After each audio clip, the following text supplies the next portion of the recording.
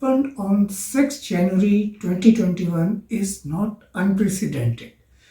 The US Capitol has witnessed violence earlier too. For example, during the war between Great Britain and USA that began in 1812, the British troops burnt down the Capitol building in 1814. Again, between 1856 and 1860, there were several violent acts during the debate on abolishing of slavery. In 1983, the self-proclaimed Armed Resistance Unit exploded a bomb in the Capitol building premises as a retaliation to the US military action in Granada and Lebanon. Before that too, for different reasons, by different persons and organizations, there were explosions on the Capitol premises. For example, in 1915 and 1971, and there were also firings in 1954. And this is not the complete list. In fact, much more violence had happened from time to time.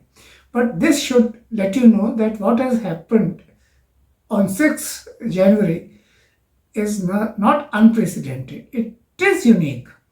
It is unique because for the first time in the history of US, a sitting president has mobilized violent mobs to invade and take over the US Capitol.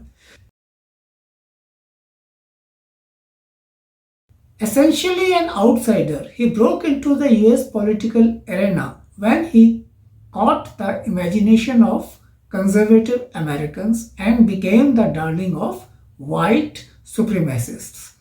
He reveled in riding roughshod over conventions, rules, and regulations. He was no respecter of all these things. He brooked no dissent. His polarizing politics and venomous demagoguery brought world's oldest and arguably the greatest democracy to the brink of anarchy. A rogue politician at home, he was a rampaging bull in international affairs. No doubt about that. He just wanted to overturn everything. Established orders, whether in domestic politics or international politics. He made hardly any distinction between friends and foes. He must be the only US president who managed to alienate the time-tested allies of the USA. As if that was not enough, he did his worst to drag the world into a nuclear confrontation with China. Thanks to his aggressive posturing, Russia and China have now become a power bloc, which may revive a new and deadlier form of the defunct Cold War.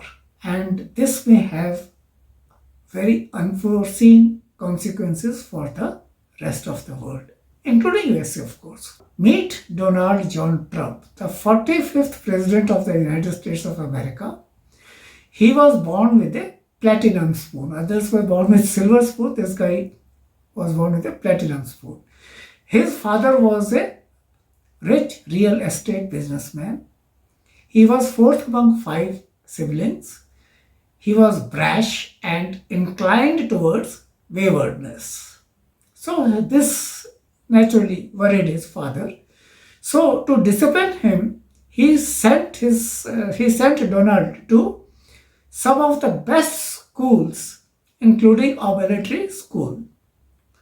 But Donald J. Trump was destined to make his mark as a disruptive powerhouse in the national and global politics.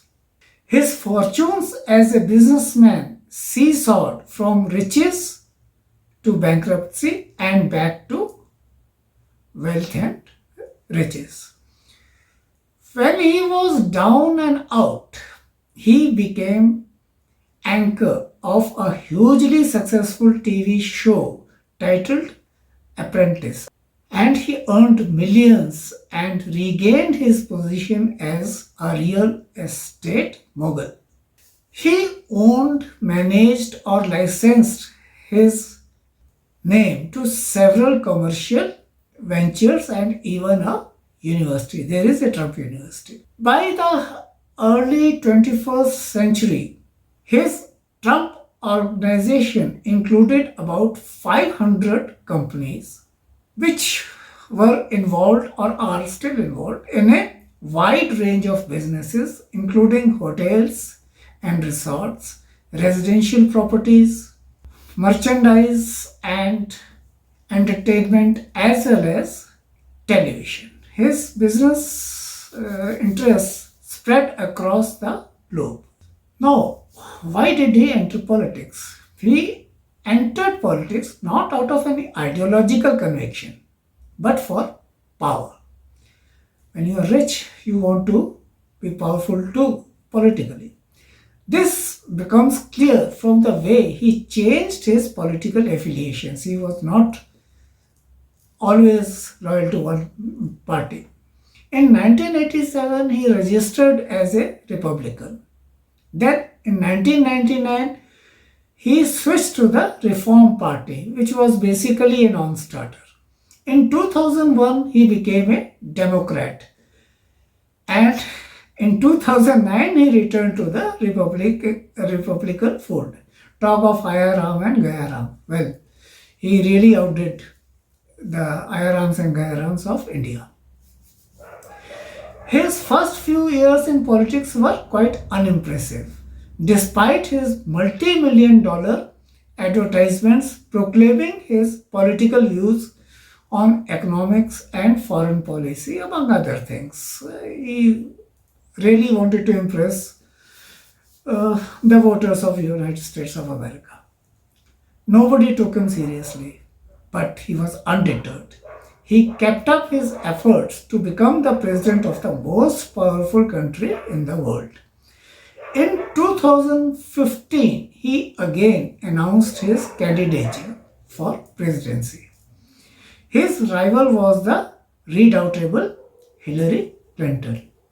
Trump resorted to incendiary language and played on popular fears concerning illegal immigration, offshoring of American jobs, the national debt of the USA, and, of course, Islamic terrorism, which has been a sort of bogey with almost every American president for quite a long time.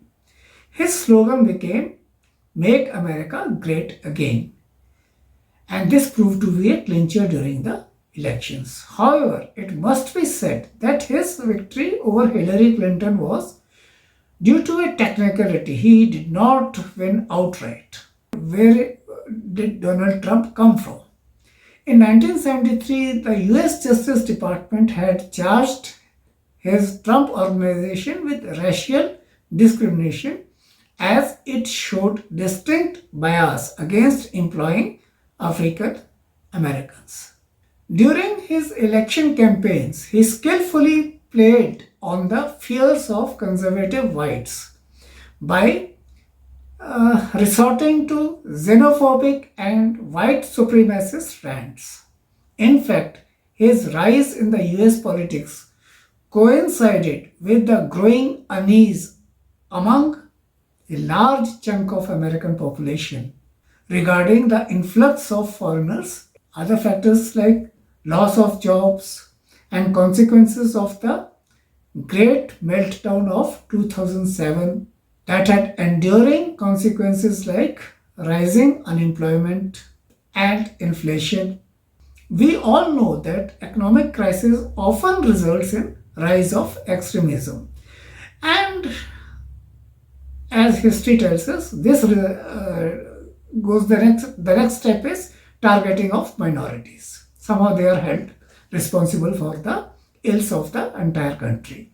For example, the Tsarist Russia gave way to the Bolshevik Revolution, and Kaiser's Germany turned Nazi under Hitler. Jews were at the receiving end in both the countries at that time also, and even in fact when the West was down and out, Jews were the favorite whipping boys of the Westerners. A rebel-rousing narrative of victimhood invariably accompanies such seismic transformations. What happened on the 6th of January should not have surprised anybody. It looked inevitable, given Trump's repeated defiance of the presidential election results. Even before the results were out, he had started saying that a fraud had been committed. And given his hold on the white supremacists, bigots, and fanatics, one should be actually surprised that the violence did not cause greater damage than it did in fact, for weeks, Trump had been whipping up mass hysteria by projecting himself a victim of fraud in elections. The power of social media was fully exploited for the purpose. WhatsApp and Twitter and all that stuff, and in fact now he has been banned from both, I think, Twitter as well as Facebook. Right-wing websites like Gab and Parler and many others became platforms for targeting opponents of Trump. There were clear incitements to violence.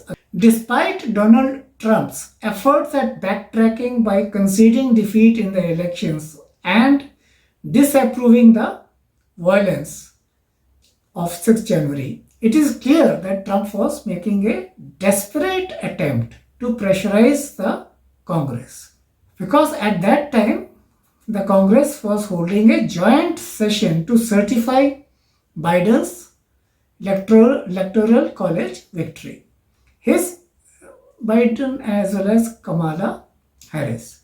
His speech at the Save America March, that is Donald Trump's speech, can never be considered anything but provocative, as he exhorted his supporters to go to the Capitol to take back our country. And more than once he declared the elections a fraud during that speech. He had been doing it for a long time, but even in that speech, he was inciting the mobs by talking in this language, and the enraged mob broke into the Capitol building and the Senate chamber, damaged the furniture, and indulged in violence that left several injured and at least 4 dead. There might be more by the time this video is published. President-elect Biden described the violence as insurrection. And this was bound to happen, reaction was bound to happen to those happenings. Many called for Donald Trump's immediate removal from the president's office. In fact, his own vice president, Mike Pence, declared that he would certify Biden's victory as his constitutional duty. So he defied Donald Trump, and he braved all the insults that were now and threats that were now being hurled at him. Many members of Trump's cabinet and other staff members resigned in protest against the mob violence. It is late, I know, but at least they showed spine at this late stage. Facing global condemnation and domestic outrage from across the political divide, Trump realized that his game was up. Somehow, till the last moment, he thought he would be able to turn the tables on Joe Biden and Kamala Harris. But why did Trump resort to such extreme step? Surely his advisors must be aware of the implications of defying the constitutional provisions by refusing to accept the election results. He had his team of advisors and they were all very wise people, well informed, educated. Then why did he not listen to them? And what is worse, the manner in which he incited the mob was clearly criminal? Was it because he sincerely believed that there was a deliberate attempt to derail his white supremacist agenda? In fact, he had nothing but contempt for liberals. Or was it because he was afraid that once out of office, and this is more likely, he and his family will have to face prosecution for various acts of omission and commission? This might happen even now. Whatever the motivations, he is now destined to face the consequences of, one of which might well be a lifelong bar on him holding a public office. Trump is a prototypical bully, aggressive and crude. He revels in browbeating others. But he is not brave. In fact, he could be called cowardly. All bullies are cowards, we all know that. He had no qualms about risking the property, life, and limbs of others to protect his interests. But the moment he realized that his own interests were imperiled, he backed down. However, his retreat has come too late. Nobody is fooled by his condemnation of the Capitol Hill violence. The calls for his immediate removal and impeachment are gathering momentum now. If this materializes, then Trump would be the first ever US president to be impeached twice in the same term, or rather any term. No other president had to ever face two impeachments. There were also calls, there still are, for invoking the 25th Amendment for his immediate removal. Now, what is the 25th Amendment? This amendment lays out how a US president and vice president may be succeeded or replaced. It came into existence in 1967 after President John F. Kennedy was assassinated. Now, this 25th Amendment, it has got 4 sections. The first section concerns with the process of succession in the event of the death or resignation of the President of the United States of America, in which case the President would succeed to the office of the President. The second section, it relates to the filling up of the Vice President's post in case the one in office is disabled, dead, or has resigned. The second section relates to the Vice President. The third section relates to contingency when a president becomes disabled or he himself expresses his inability to discharge his duties as the President of USA. In case the President refuses to declare his or her incompetence, the fourth section of the amendment requires the Vice President and the Cabinet to jointly ascertain whether the President is fit to continue in the office. And if they do so, then the Vice President immediately assumes the position of acting President. It is this section which is now sought to be invoked. This fourth section has never been invoked earlier. So, what lessons can we draw from this sordid episode? There are lessons for all of us, not just for Americans. First and foremost, it is dangerous for any country, any democratic country, to follow a demagogue. We in India have a habit of worshipping the powerful and never learn from the disastrous results of such worship. We just put any powerful person on a pedestal. It was Indira Gandhi in the 1970s and 80s, and now it is Narendra Modi. It is important for the institutions to show spine when the nation's constitution is threatened. The US Supreme Court is an exemplar, but even political parties must act as custodians of national values, ethos, and constitution. The Republican Party of USA failed in this regard and is doomed to pay a heavy price in the US political arena. In the future, they might suffer a lot on this. This blot, it will take time for it to go away. Finally, we in India need to learn that blind faith is fatal to the national unity and health. We need to be on guard against demagoguery, lies, and deceptions. The media needs to realize that it is there to play the role of a watchdog and not a lapdog, which is happening right now. Most of the media, I won't say all, but most of them are seeking the laps of the powerful. Our constitutional and other institutions need to show spine.